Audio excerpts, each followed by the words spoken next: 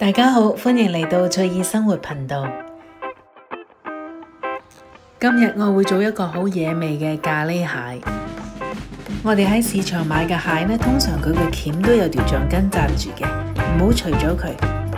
依家我嚟劏蟹先，首先用一隻手固定啲蟹爪，另外一隻手將個蟹蓋鉗起。鉗咗嘅蟹蓋之後，佢仲喐嘅。個蟹蓋嗰度有一包污糟嘢嘅，將佢搣咗落嚟。跟住將啲蟹腮搣咗佢，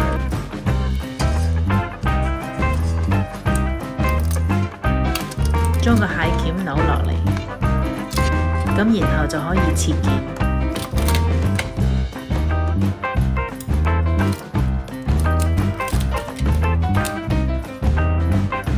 切件之後，我會將佢沖一沖水，洗乾淨。洗完之後晾乾水。我呢度有3杯嘅新鮮椰子水，有蒜頭、蔥頭、青紅椒各一個，同埋1支香茅。將以上嘅材料全部切粒粒，然後放入攪拌機將佢攪碎。唔需要切得特別細。如果食得勁辣嘅，可以俾多啲辣椒。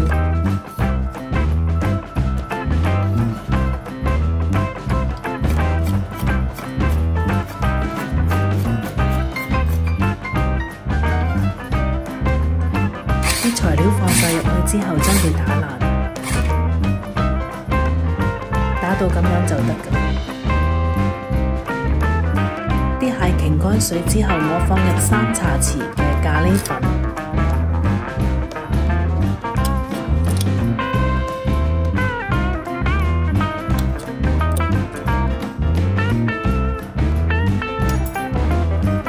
蟹嘅容器要大啲啦，咁我放咗咖喱粉之後呢，可以燉一燉佢，咁就會黐晒喺啲蟹上邊噶啦。再加多1殼嘅麵粉，再次燉一燉佢，咁就會好均勻咁分佈喺啲蟹嗰度，又唔使整污糟隻手。燒熱個鑊之後，落啲油，放啲蟹落去煎香佢。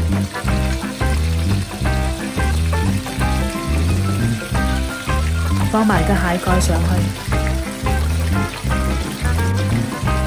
呢個時候轉小火，冚住個蓋，慢慢將佢煎香。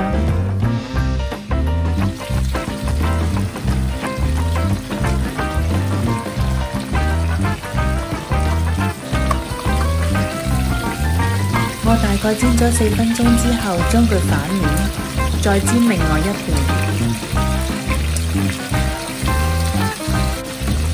煎嘅時候盡量唔好喐動得太多，因為家庭式唔同餐館好多時都係用油炸，但係家庭式嘅時候一定要煎嘅方法，先有嗰個香嘅效果。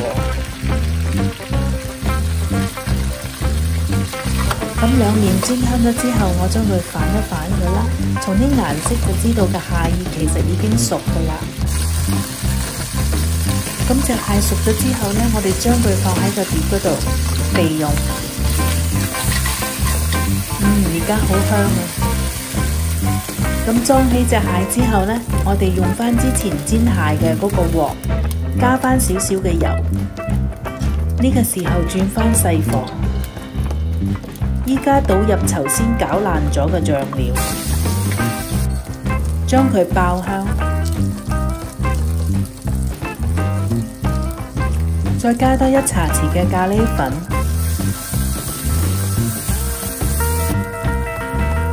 輕輕炒一下之後，我刮入1個檸檬皮，大概1個檸檬皮嘅份量，唔好刮得太深啊，只係要表皮，要檸檬嗰個味道。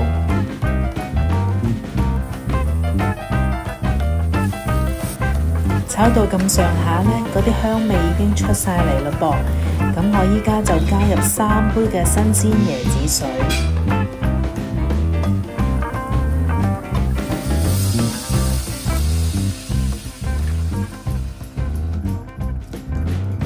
輕輕攪一攪佢啦。咁然後我會放入幾塊香葉，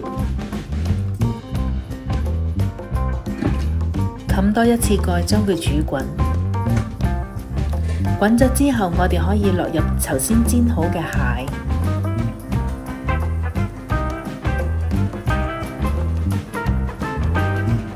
滾起嚟嘅味道已經好香。我會滾多佢幾分鐘啦，將蟹嘅鮮味同埋所有咁多配料嗰啲香味融合埋一齊。煮咗幾分鐘之後呢，我見個汁已經收乾咗少少，咁我就加1茶匙嘅鹽，然後試下味道。試過味道得啦，咁我就加入1杯嘅椰漿。加咗椰漿之後，大概煮佢1-2分鐘，咁呢一個香辣咖喱蟹就完成㗎啦。呢個咖喱蟹嘅特點就係我全部都係用椰汁同埋椰漿，一啲水都冇加到嘅，所以個汁好香濃同埋好惹味，用嚟撈飯啊或者襯麵包真係唔錯。如果你哋鍾意嘅話，就試下做啦。多謝你哋嘅訂閱分享，有咩意見嘅話請留言俾我，我哋下次再見。